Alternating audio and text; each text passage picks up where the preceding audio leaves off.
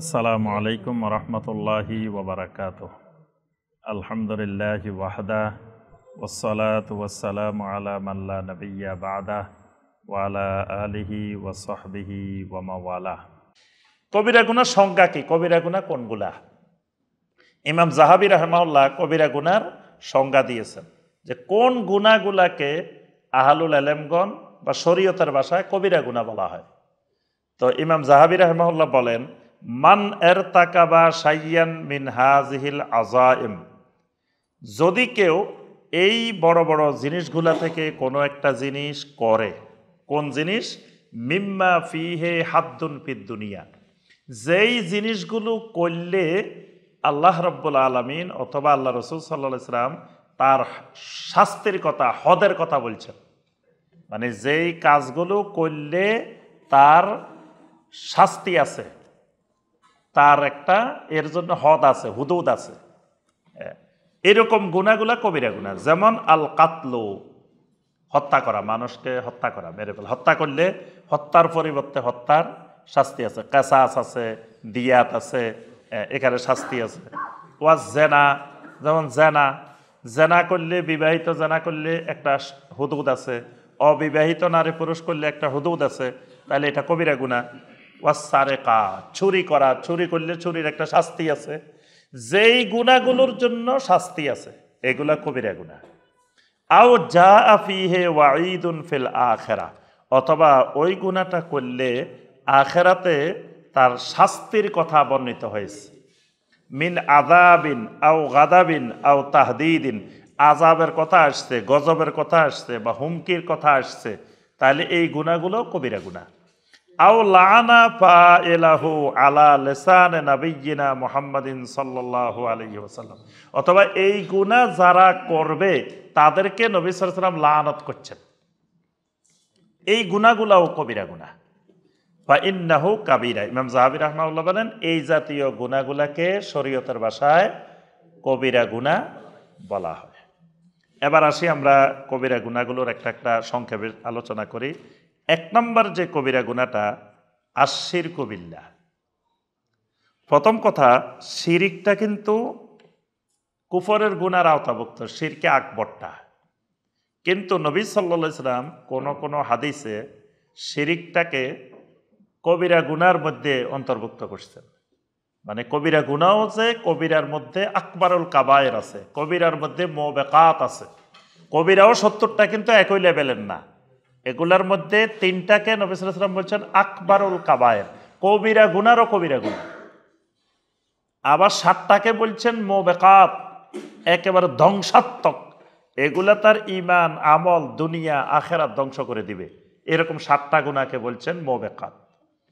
তো যেই 3টা আকবারুল কাবায়ের, এর মধ্যে একটা হচ্ছে আল্লাহর সাথে শিরিক করা, আর একটা হলো উকুকুল ওয়ালিদাইন, মা বাবার অবাধ্য হওয়া, মা বাবার নাফরমানি করা, আর একটা হলো শাহাদাতু জুর, মিথ্যা সাক্ষী দেওয়া। এই 3টাকে নবী সাল্লাল্লাহু আলাইহি ওয়াসাল্লাম বলছেন আকবারুল কাবায়ের। 7টাকে বলছেন মুবিকাত। নবী সাল্লাল্লাহু আলাইহি ওয়াসাল্লাম বলছেন ইজতানিবুস সাবআল মুবিকাত, আমার উম্মতেরা 7টি মুহলিকাত থেকে, ধ্বংসাত্মক গুনাহ থেকে তোমরা বেঁচে থাকো। সাহাবায়ে কেরাম জিজ্ঞাসা করলেন, ইয়া রাসূলুল্লাহ সাল্লাল্লাহু আলাইহি ওয়াসাল্লাম, এরকম নাম তো আমরা শুনি নাই, মুবিকাত, মুবিকাত গুনাহগুলো কি? তখন নবী সাল্লাল্লাহু আলাইহি ওয়াসাল্লাম বললেন, মুবিকাত হলো 1 নম্বর আশশিরকু বিল্লাহ, আল্লাহ রাব্বুল আলামিনের সাথে শিরিক করা। 2 নম্বর ওয়াকাতলুন নাফসিল্লাতী হাররামাল্লাহু ইল্লা বিল হক, যে আল্লাহ যাদেরকে হত্যা করা নিষেধ করেছেন এরকম কোনো ব্যক্তিকে হত্যা করা, মানুষকে হত্যা করা, এটা মুবিকাত। 3 নম্বর ওয়াসসিহর, জাদু করা, এটা মুবিকাত। 4 নম্বর আকলুর রিবা, সুদ খাওয়া, এটা মুবিকাত। 5 নম্বর আকলু মাল ইয়াতীম, এতিমের সম্পদ ভক্ষণ করা, এটা মুবিকাত। 6 নম্বর ওয়াতাওয়াল্লি ইয়াউমাজ যাহাফ, মানে জিহাদের ময়দান থেকে পিছনে পলায়ন করা। 7 নম্বর ওয়াকাযফুল মুহসিনাতিল মুমিনাতিল গাফিলাত, যে দিনদার, সলেহীন, নেককার মহিলা, সেই মহিলা, নির্দোষ মহিলাকে মিথ্যা অপবাদ দেওয়া, এটাও মুবিকাত। তা এই 7টাকে নবী সাল্লাল্লাহু আলাইহি ওয়াসাল্লাম মুবিকাত বলছে। তাহলে এর মধ্যে 1 নম্বর যেটা, সেটা আমরা যে কবিরা গুনাহ 70টা আলোচনা করব, এর মধ্যে প্রথম যেই কবিরা গুনাহটা সেটার নাম হলো শিরক। তবে এখানে একটা জিনিস মনে রাখতে হবে, শিরিক 2 প্রকার, একটা শিরিকে আকবর আর একটা শিরিকে আসগর। শিরিকে আকবর যেটা, এটা কুফরির পর্যায়ের গুনাহ। আচ্ছা, শিরিক আর কুফরের মধ্যে পার্থক্য কি বলতে পারবেন? না, আরো একটা মৌলিক পার্থক্য আছে, এর আগে আমরা আলোচনা করছি সরকার বাড়ি মসজিদে অনেকদিন বলছি। জি, এটাই, এই সূত্রটা মনে রাখবেন। যত শিরিক আছে সমস্ত শিরিক কুফরি, মানে যে একটা শিরিক করছে সে এটা শিরিকও করছে কুফরিও করছে, কিন্তু প্রত্যেকটা কুফরি শিরিক না। প্রত্যেকটা কুফরি এটা কুফরি করছে কিন্তু শিরিক করে নাই। শিরিক হইতে হইলে আল্লাহ রাব্বুল আলামিনের হুকুকের সাথে, অধিকারের সাথে গায়রুল্লাহকে সম্পৃক্ত করতে হবে। সম্পৃক্ত না হইলে এটা শিরিক হবে না। কিন্তু সে আল্লাহর কোনো হুকুককে অস্বীকার করছে, কাউকে সম্পৃক্ত করে নাই, সেটা কুফরি হয়েছে কিন্তু শিরিক হয়নি। এজন্য মনে রাখবেন, প্রত্যেক শিরিক কুফরি, কিন্তু প্রত্যেক কুফরি শিরিক না। এটা হলো শিরিক আর কুফরের মধ্যে মৌলিক পার্থক্য। দুটা এক জিনিস না, দুটার মধ্যে কিন্তু অনেক পার্থক্য আছে। তাহলে 1 নম্বরে যেই কবিরা গুনাহটা, যেটা শিরকে আকবর, এটা হবে কুফরির গুনাহ। আর যেটা শিরকে আসগর, ছোট শিরিক, এটা কবিরা গুনাহ। ছোট শিরিক কোনগুলা? যেমন ছোট শিরিক হলো আত্মিয়ারা। তিয়ারা মানে অশুভ লক্ষণে বিশ্বাস করা, অশুভ লক্ষণে বিশ্বাস করা। যেমন বললো যে মঙ্গলবার দিন ভালো কাজ করা যাবে না, মঙ্গলবার দিন বিয়ে শাদী ভালো কাজ করলে মঙ্গল হবে না, অমঙ্গল হওয়ার সম্ভাবনা আছে। এই যে বিশ্বাসটা, এটা শিরকে আসগর, এটা শিরকে আকবর না। এটাকে নবী সাল্লাল্লাহু আলাইহি ওয়াসাল্লাম বলছেন যে আত্মিয়ারাতু শিরকুন, আত্মিয়ারাতু শিরকুন, আত্মিয়ারাতু শিরকুন। নবী সাল্লাল্লাহু আলাইহি ওয়াসাল্লাম 3বার বলছেন যে এই শুভ অশুভ লক্ষণে বিশ্বাস করা। দেখা গেল ঘরের কোনায় টিকটিকি সাউন্ড করছে, কয় ঠিক ঠিক কইছে, আমার এটা ঠিক আছে। তারপরে আপনার একটা পাখি ফেসায় ডাক দিছে, একটা পাখি ডাক দিছে, আজকে আমার বিপদ হওয়ার সম্ভাবনা আছে। তারপরে খালি কলসি দেখছে, রাস্তা দিয়ে যাওয়ার সময় কালো বিড়াল দেখছে, খালি কলসি দেখছে, মানে যে কোনো কিছু দেখে মনে করতেছে আজকে আমার শুভ হবে না। নবী সাল্লাল্লাহু আলাইহি ওয়াসাল্লাম বলছেন মান রাদ্দাতহুল হাজাতু মিন তিয়ারাতিন, কেউ যদি শুভ অশুভ লক্ষণে বিশ্বাসের কারণে তার কোনো প্রয়োজনে বের হয়ে আবার ফেরত আসছে, ফাকাদ আশরাকা, সে আল্লাহ রাব্বুল আলামিনের সাথে শিরিক করছে। তা এক সাহাবী এসে বললেন, ইয়া রাসূলুল্লাহ সাল্লাল্লাহু আলাইহি ওয়াসাল্লাম, আমরা তো এরকম অতীতে অনেক করে ফেলছি। আমরা তো বাড়ি থেকে যখন বাহির হইতাম জাহিলি যুগে, তখন এরকম কিছু দেখলে আর যাইতাম না, চলে আসতাম আবার। তো এটার জন্য কাফফারা কি হবে? তখন নবী সাল্লাল্লাহু আলাইহি ওয়াসাল্লাম কাফফারা শিখিয়ে দিলেন যে তুমি আল্লাহ সুবহানাহু ওয়া তাআলার কাছে সবসময় দোয়া করবা, আল্লাহুম্মা লা খায়রা ইল্লা খায়রুক ওয়ালা তয়রা ইল্লা তয়রুক ওয়ালা ইলাহা গায়রুক। যে তোমার এই তাওহীদি বাক্যগুলো বেশি বেশি তুমি জিকির করবা, বেশি স্বীকৃতি দিবা, তাহলে ওইটার জন্য অতীতে যেটা করে ফেলছো এটার কাফফারা হয়ে যাবে।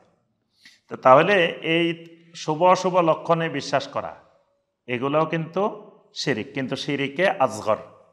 তারপরে গণকের কাছে যাওয়া, গণকের কাছে যাই তার হাত গণনা করা, রাশি গণনা করা, তার ভাগ্য সম্পর্কে জানতে চাওয়া, বা জিনের কাছে তার ভাগ্য সম্পর্কে জানতে চাওয়া। জিন নিজের অবস্থায় জানে না, সে আমার কথা কি জানবে? কিন্তু মানুষ জিন হুজুরের নাম শুনলে দলে দলে সেখানে যায়, জিনের কাছে বিভিন্ন কিছু জিজ্ঞাসা করে, এগুলো শিরিক, কিন্তু এগুলো হলো শিরিকে আসগর। তারপরে তামিমা, তাবিজ, মানে কোরআনে কারিম দিয়ে তাবিজ লিখা, কোরআনে কারিম দিয়ে তাবিজ আটকায় রাখা, এটা শিরিক, কিন্তু শিরিকে আসগর। কোরআন ছাড়া অন্য কিছু দিয়ে দিলে এটা শিরিকে আকবর। আর শুধু যদি কোরআন দিয়েই দে, সংখ্যা হইলে শিরিকে আকবর, সংখ্যা হইল কুফরিদের, এটা অগ্নিপূজারীদের সংখ্যাটা ইসলামে নাই। কিন্তু কেউ সরাসরি কোরআনের আয়াত লিখছে, তাও এটা শিরিক। নবী সাল্লাল্লাহু আলাইহি সাল্লামের কাছে 10 জন ব্যক্তি আসছে বায়াত নেওয়ার জন্য। নবী সাল্লাল্লাহু আলাইহি সাল্লাম 9 জনকে বায়াত নিছেন, একজনকে বায়াত নেন নাই। সাহাবায়ে কেরাম জিজ্ঞাসা করলেন, ইয়া রাসূলুল্লাহ সাল্লাল্লাহু আলাইহি ওয়াসাল্লাম, এই লোকটার বায়াত নেন নাই কেন? নবী সাল্লাল্লাহু আলাইহি ওয়াসাল্লাম বললেন, ইন্না আলাইহি তামিমা, এর তো হাতের মধ্যে তামিমা আছে। তখন তার তামিমাটা খুলে ফেলা হয়েছে। তারপরে নবী সাল্লাল্লাহু আলাইহি ওয়াসাল্লাম তার বায়াত নিছেন। অর্থাৎ এই তামিমা, এটা যদি কোরআনের আয়াত দিয়ে হয় তাও শিরকে আসগর। তারপরে আপনার আল্লাহ রাব্বুল আলামিনের সাথে কাউকে মানে কথা বলার সময় এইভাবে বলা যায়, উপরে আল্লাহ, নিচে আমার এই ছেলেটা, আমার এই দুনিয়াতে আর কিচ্ছু নাই, উপরে আল্লাহ আছে, নিচে আমার সন্তানটা আছে। এটাও কিন্তু শিরিক। হ্যাঁ, এটাও আপনার শিরিকে আসগর, এটা শিরিকে আকবর হবে না। তারপরে কেউ আল্লাহ ছাড়া কারো নামে কসম করলে, নবী সাল্লাল্লাহু আলাইহি ওয়াসাল্লাম বলছেন, মান হালাফা বিগাইরিল্লাহি ফাকাদ আশরাক, কেউ যদি আল্লাহ ছাড়া অন্য কিছুর কসম করে তাহলে শিরিক করল। এই শিরিকটা শিরকে আসগর। এই জন্য আল্লাহর সমস্ত মাখলুক নিয়ে কসম করতে পারবেন, কারণ মাখলুকের মালিক আল্লাহ। আমি পৃথিবীর কোনো কিছুর মালিক না, আমি আমার শরীরেরও মালিক না, হাতেরও মালিক না, পায়েরও মালিক না। এই জন্য আমি আমার হাতের কসম, পায়ের কসম, চোখের কসম এটাও বলতে পারবো না। এই জন্য বান্দা শুধু কসম করবে, যদি কসম করতেই হয় তাহলে একমাত্র আল্লাহ রাব্বুল আলামিন। এর বাহিরে অন্য কারো কসম করলে সেটা শিরকে আসগর। এরকম আরো অনেক শিরকে আসগর আছে আমাদের শিরিকের বইয়ের মধ্যে। শিরকে আকবরগুলো, শিরকে আসগরগুলো সব বলা আছে। তো শিরিক আমরা জানি এইটার ভয়াবহতা খুবই কঠিন, ভয়াবহ অপরাধ। শিরিক জুলমে আজিম, শিরিকের দ্বারা ইমান ভেঙে যায়, শিরিকের দ্বারা আমল নষ্ট হয়ে যায়, শিরিকের দ্বারা জান্নাত হারাম হয়ে যায়। তারপরে শিরিক মানুষের ফিতরতের নূরকে নিভিয়ে দেয়। তারপরে শিরিক মানুষকে এলেম বাদ দিয়ে, ওহী বাদ দিয়ে ধারণার উপর চলতে সহযোগিতা করে। শিরিক মানুষ আল্লাহ পাক শিরিকের মাধ্যমে বান্দার নিরাপত্তা তুলে নেন, তারপরে বান্দার অন্তর নাপাক হয়ে যায়। শিরিকের আরো অনেক ভয়াবহ দিক আছে। এজন্য আমাদেরকে প্রথম ভালো করে বুঝতে হবে। এগুলো আপনার ইমাম যাহাবী রাহমাহুল্লাহর এই বইটা বাংলায়ও আছে বর্তমানে, কবিরা গুনাহ নামে বাংলা ভাষায় বইটা আছে। এটা আমরা এক প্রকাশনী থেকে আনছিলাম না, কোন প্রকাশনী থেকে একটা বই, জি, বিভিন্ন প্রকাশনীর আছে এই কবিরা গুনার ইমাম যাহাবী রাহমাহুল্লাহর বইটার অনুবাদ। তো সেখানে দেখবেন যে আরো সুন্দর করে বিস্তারিত দেওয়া আছে। এবং এই ইমাম যাহাবী রাহমাহুল্লাহর বইটার যুগে যুগে অনেক আহলুল আলেমরা আবার ব্যাখ্যা করছেন। এটার ব্যাখ্যা গ্রন্থ আছে, এই কিতাবুল কাবায়েরের ব্যাখ্যা গ্রন্থ আছে। তো ওখান থেকে বিস্তারিত জানতে হবে না, বিস্তারিত আলোচনা করতে হলে আমাদের একটার উপরে কয়েক পর্ব আলোচনা করতে হবে। তো সারা জীবন কবিরা গুনাহ নিয়ে থাকতে হবে। তো এই জন্য আমরা সবাই স্টাডি করব ভালো করে ইনশাল্লাহ। আমরা শুধু একটু একটু ধারণা দিয়ে যাব। তাহলে 1 নম্বর কবিরা গুনাহ পাইলাম কোনটা? শিরিক। শিরিকের মধ্যে মনে রাখতে হবে শিরকে আসগরটা মূলত কবিরা গুনাহ, আর শিরকে আকবরটা কুফরের গুনাহ। এবার আসি 2 নম্বর যে গুনাহটা কবিরা গুনাহ, সেটা হলো কাতলুন নাফস। কাতলুন নাফস, কাতলুন নাফস মানে মানুষ হত্যা করা, মানুষকে মারা। নবী সাল্লাল্লাহু আলাইহি ওয়াসাল্লাম বলেন, সাবাবুল মুসলিমে ফুসুকুন ওয়া কিতালুহু কুফরুন, যে কোনো মুসলিমকে গালি দেওয়া, খারাপ ভাষায় কোনো কিছু বলা, অশ্লীল বাক্য প্রয়োগ করা, এটা ফাসিকি, কবিরা গুনাহ। আর ওয়া কিতালুহু কুফরুন, কোনো মুসলিমকে হত্যা করা কুফরি। এজন্য কেউ যদি কোনো মুসলিমকে হত্যা করে তাহলে তার ব্যাপারে স্থায়ী জাহান্নামের কথা বলা হয়েছে। আল্লাহ সুবহানাহু ওয়া তাআলা বলছেন, ওয়া মান ইয়াকতুল মুমিনা মুতাআম্মিদান ফাজাযাউহু জাহান্নামু খালিদান ফিহা, যে ইচ্ছাকৃতভাবে কোনো মুমিনকে, কোনো মুসলিমকে হত্যা করবে সে জাহান্নামে যাবে খালিদান ফিহা, স্থায়ীভাবে। স্থায়ীভাবে কেন? এটা কুফরি। কুফরি হলে সে স্থায়ী জাহান্নামে যায়। তবে আহলুল আলেমগণ বলছেন, যদি সে মানে কুফরির পর্যায়ের হত্যা না করে, মানে সে হত্যাকে বৈধ মনে করে নাই বা তার কুফরির পর্যায়ের না, তারপরেও এটা মুবেকাত, এটা কবিরা গুনাহ। মানে কাতলুন নাফস, মানুষকে হত্যা করা, এটা কবিরা গুনাহ। তবে আল্লাহ পাক যত জায়গায় মানুষকে হত্যা করার নিষেধাজ্ঞা দিয়েছেন, সাথে একটা কথা বলছেন, ইল্লা বিল হক, তবে হক পন্থায় হত্যা করা। হক পন্থা, তাহলে বোঝা যায় হত্যার একটা হক পন্থা আছে। হক পন্থাটা কি?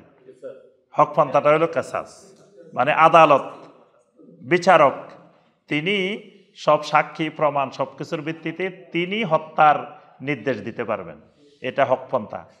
তারপরে যেটা বৈধ জেহাদ ফি সাবিলিল্লাহ, আপনি জেহাদের ময়দানে গেছেন, যদি বলেন যে না মানুষ হত্যা তো গুনাহ, আপনি জেহাদে গেছেন তো হত্যা করার জন্য, এই জন্য সেখানে সেটা যদি শরিয়ার ভিত্তিতে অনুমোদিত হয়, জিহাদ ফি সাবিলিল্লাহ হয় প্রকৃতপক্ষে, তাহলে সেখানেও এই হত্যাটা ইল্লা বিল হক, হকপন্থায়। আচ্ছা, আমরা ওইদিকে না যাই। প্রথম কথা হইল যে মানে আমরা এখানে একবারে রাজনীতি, অর্থনীতি, সমাজনীতি সব নিয়ে বসি নেই কিন্তু আমরা তো সব বিষয়ে আলোচনা করে ফেলবো।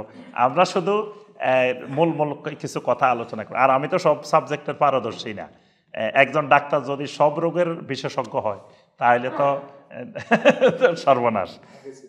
এই জন্য আমরা সব দিকে না যাই। তো মূল কথা হলো মানুষ হত্যা করা, কাতলুন নফস, মানুষ হত্যা করা, এটা কি কবিরা গুনাহ। মনে রাখবেন যে এটা কবিরা গুনাহ। এই ব্যাপারে আল্লাহ পাক সূরা আল মায়েদার 32 নম্বর আয়াতে বলছেন, মান কাতালা নাফসাম বিগাইরি নাফসিন আও ফাসাদিন ফিল আরদ ফাকান্নামা কাতালান নাসা জামিআ।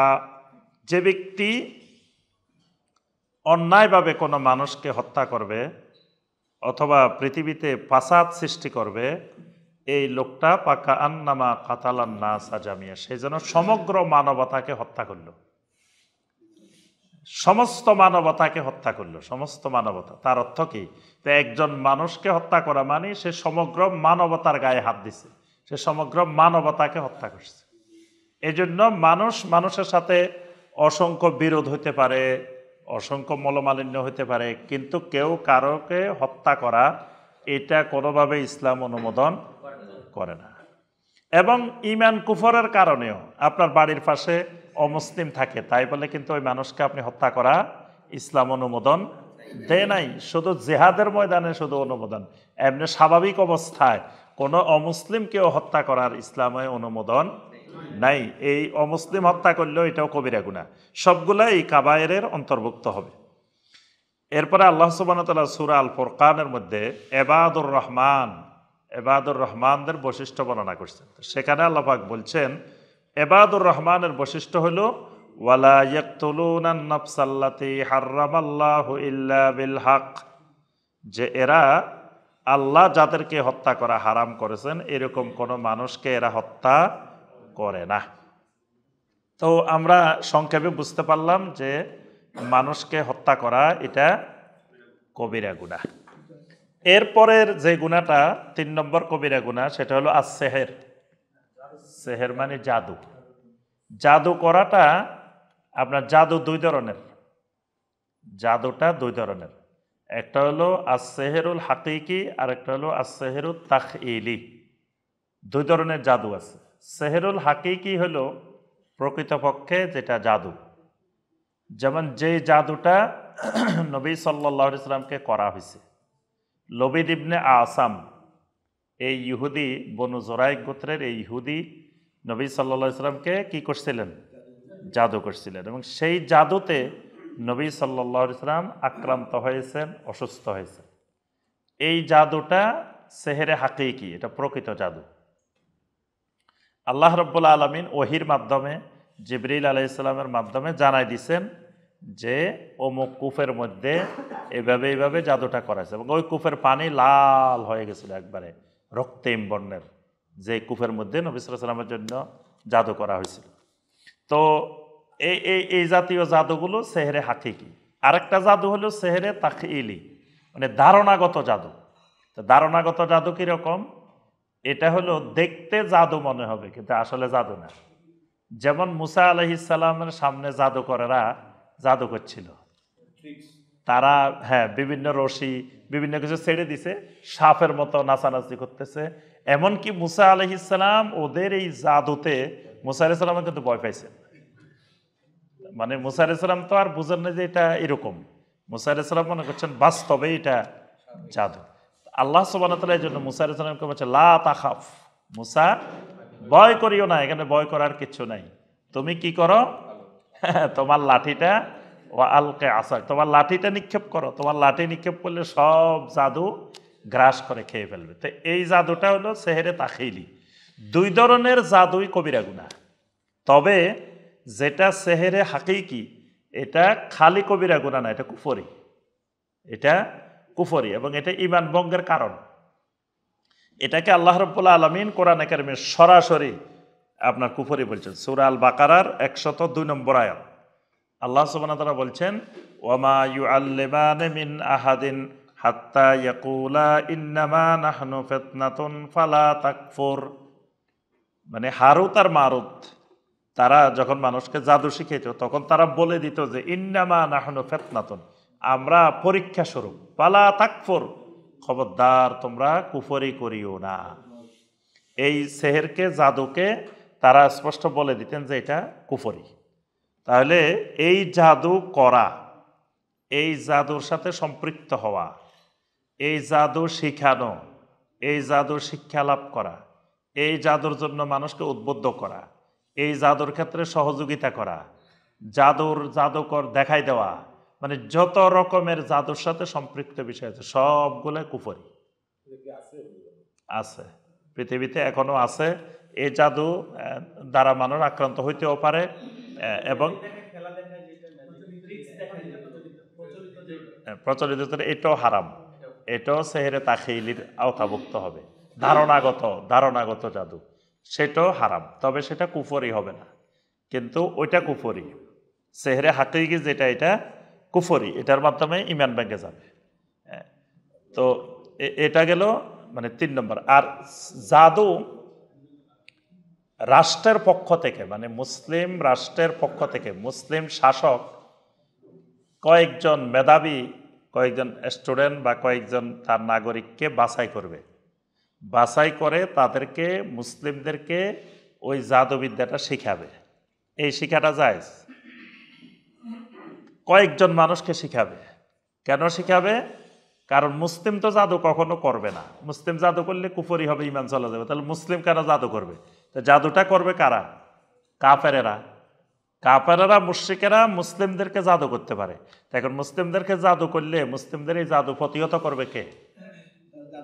মুসলিমেরা যদি কেউ না শিখে, এটা তো শিখা তো কুফরি, কেউ শিখলো না, তাহলে আবার এই মুসলিমদেরকে জাদু করলে জাদুটা প্রতিহত করবে কে? এই জন্য রাষ্ট্রের উপরে দায়িত্ব, রাষ্ট্র কিছু মানুষকে এই জাদুটা শিখাবে।